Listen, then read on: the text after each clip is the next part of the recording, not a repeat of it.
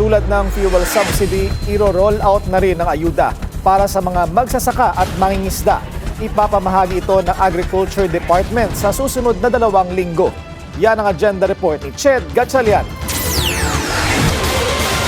Sa darating na 2 linggo, makukuha na ng mga magsasaka at mangingisda ang 100 million peso subsidy sa kanila ng gobyerno bilang ayuda sa gitna ng tumataas na presyo ng mga produktong petrolyo dulot ng tensyon sa Middle East.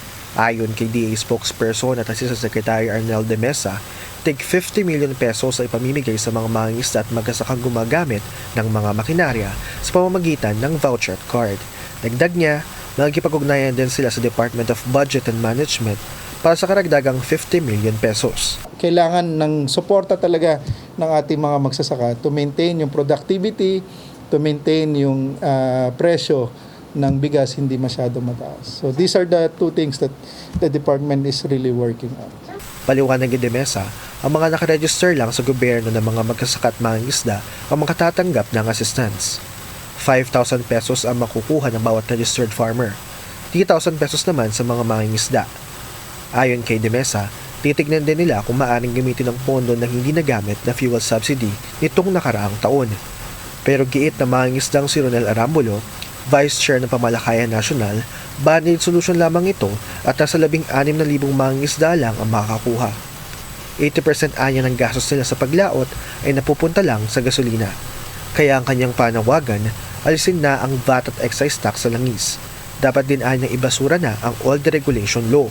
Suportado naman daw ng DA ang panawagan ay suspende o bawasan ng excise tax sa langis. Ginagawa ng gobyerno na lahat para hindi mag-cause doon sa inflation. Kasi ang mahal ng gasolina, magmamahal yung ating anong tawag dito, transport. Ang epekto kasi yung paliwanag kahapon ni Secretary Balisacan, ang epekto ng pagtaas ng gasolina is more on non-food kaysa food item.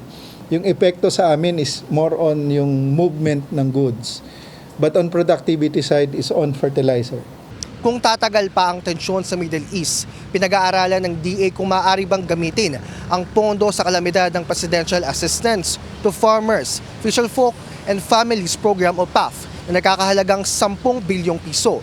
Sabi ng DA, maaari ding ituring bilang kalamidad ang krisis ngayon sa langis at hindi exempted dito ang sektor ng agrikultura.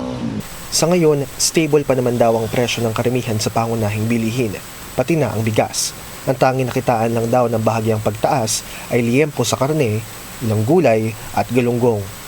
Pero ang inaalala ni Cathy Estabilo, chairperson ng Bantay Bigas, nakikita niyang otomatikong tataas din talaga ang presyo ng bigas. Anya, wala pa man kasi ang gulo sa Middle East, mataas na ang presyo nito. Dagdag niya, posibleng masamantala rin ang presyo ng bigas base sa pagtaas ng presyo ng langis. Para sa agenda, Ched Gatchalian, Billionario News Channel. Manatiling nakatutok sa Billionario News Channel. Sumubaybay sa aming social media accounts at mag-subscribe sa aming YouTube channel para sa mga eksklusibong balita at storya.